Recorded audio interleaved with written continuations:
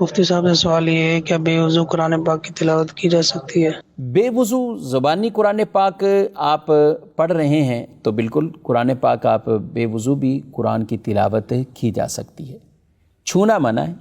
البتہ آپ ایسے زبانی پڑھ رہے ہیں یا کسی ایسی چیز کو دیکھ کر پڑھ رہے ہیں کہ جہاں آپ کو چھونا نہیں پڑ رہا تو ٹھیک ہے، آپ وہاں پہ بھی اس کو اس طریقے سے پڑھ سکتے ہیں، البتہ وضو ہوگا تو اور زیادہ بہتر ہے۔ لیکن بے وضو بھی قرآن کی تلاوت اگر کوئی کرتا ہے تو یہ کرنا چاہیے اور اسے بھی انشاءاللہ ثواب ملے گا۔ اور قرآن پاک کو بے وضو بلا حائل چھونا یہ بالکل بھی جائز نہیں ہے۔